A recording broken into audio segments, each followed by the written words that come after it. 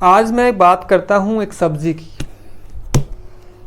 ये जो सब्जी है दुनिया की सबसे ज़्यादा प्राणिक ऊर्जा इसके अंदर है। क्या आप इसके बारे में जानते हो? क्या ये आपकी देखी हुई है? चलिए देखते हैं।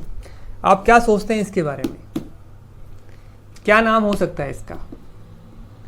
इसका नाम है कुष्मांड। हिंदी में इसको पेठा कहा जाता है। ध्यान रहे, ये वो पेठा नहीं है जिसकी आप सब्जी बनाते हैं। मेरे को भी ऐसे ही बताया गया था एक बार कि आप जो पेठा है वो ले आए, और मैं इसके चक्कर में दूसरा पेठा उठा के ले आया। इस पेठे को कोई कोई रखता है। ये वो पेठा है जिसकी की पेठे की मिठाई बनती है। तो ध्यान रखना, इस पेठे में और उसमें अंतर है। इस पेठे का जो कलर होता है वो ग्रीन कलर का होता है और अंदर से सफ़ेद निकलता है। और ये जो पेठा है इसको इंग्लिश में एसगार्ड कहा जाता है। तो सबसे ज़्यादा प्राणिक ऊर्जा इस पेठे के अंदर होती है। कैसे इस पेठे का हम यूज़ करें, कैसे इस पेठे का जो जूस है वो आपके शरीर की सफाई करता है, शरीर को डिटॉक्स करता है, तो उसके गुणों की चर्चा मैं करूँगा। इस पेठे का जूस कैसे बनाया जाता है, कैसे लिया जाता है, खाना खाने और जूस लेने में कितनी देर का अंतर होना चाहिए, और क्या क्या फ़ायदे हैं, कैसे ये शरीर की गंदगी को साफ करता है, तो उन सभी विषयों के ऊपर बात रहेगी। तो प्रणाम, मैं हूं doctor Sunil Bhardwaj, assistant professor in yoga, और आपके अपने गुरुजी योगा चैनल में आप सभी का स्वागत है, अभिनंदन है। चलिए अब हम देखते हैं कैसे हम इसका जूस बनाएंगे और साथ साथ में इसको कैसे लिया जाएगा और क्या क्या इसके बेनिफिट है, उन सभी की भी चर्चा साथ साथ में रहेगी। तो आप इसको किसी भी चक्कू की सहायता से आप इसको काट लें। अगर आपको 1 गिलास जूस चाहिए तो लगभग इसको आप 500 ग्राम के करीब आपको काट लेना होता है। 500 ग्राम में लगभग 250 से 300 ml तक जूस आपको इसमें मिलेगा, और इतना जूस काफ़ी है आपके शरीर की गंदगी को साफ करने के लिए। आप दिन में 3 टाइम भोजन करते हैं, और भोजन के साथ साथ में ही आप और भी ऐसी चीज़ें खाते हैं, डिब्बा बंद चीज़ें खाते हैं, पैकेट बंद चीज़ें खाते हैं, जिससे शरीर में गंदगी जमा हो जाती है, और वो गंदगी जमा होती रहती है, और जब वो गंदगी ज़्यादा होती है तो उसी से फिर बीमारियां बनती हैं। तो ये एसगार्ड जो जूस है ये क्या करता है, ये जमी हुई गंदगी को बाहर निकालता है। अब देखो, काटने के बाद ये ऐसा निकलेगा, सफ़ेद रंग का निकलता है, इसमें बीज होते हैं यहाँ पे। अब आपको जूस के लिए क्या करना है, आपको अंदर जो बीज वाला हिस्सा है इसको निकाल देना है और छिलके को उतार देना है। अब आप छिलके को उतार दीजिए। अब इसको छील लिया गया है और अंदर जो बीज थे वो भी इसके मैंने निकाल दिए हैं।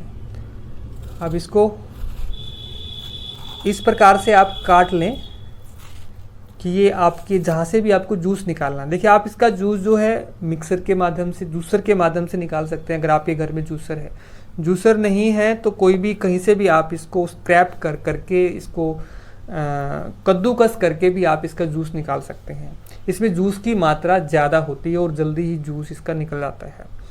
और जैसे ही ये जूस आप पीते हैं ना, तो आपकी आंतों में जमा जो गंदगी है वो आप उस गंदगी को ये बाहर लेकर निकलता है, और उस गंदगी की वजह से बहुत सारी बीमारियां शरीर में हो जाती हैं। आप ओवरवेट हो जाते हो, अस्थमा की जो समस्या है, डायबिटीज़ की समस्या है, बीपी की समस्या है, और लास्ट में वो बीमारियां इतना घर कर जाती है, कैंसर तक की बीमारियां वही गंदगी से ही पैदा होती हैं।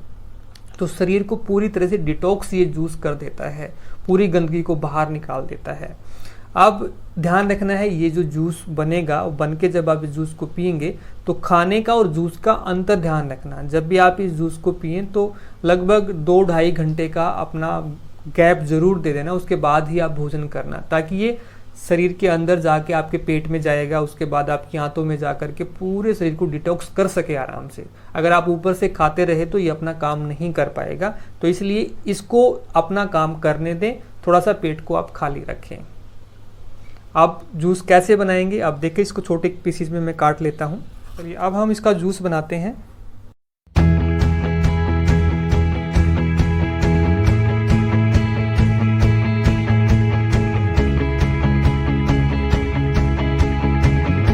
अब आपका ये जूस बनके तैयार हो गया है।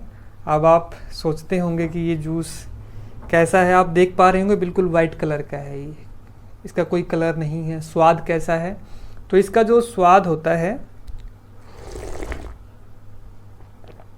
ये टेस्टलेस है, कोई स्वाद नहीं है इसका, ना ही ये कड़वा है ना ही मीठा है।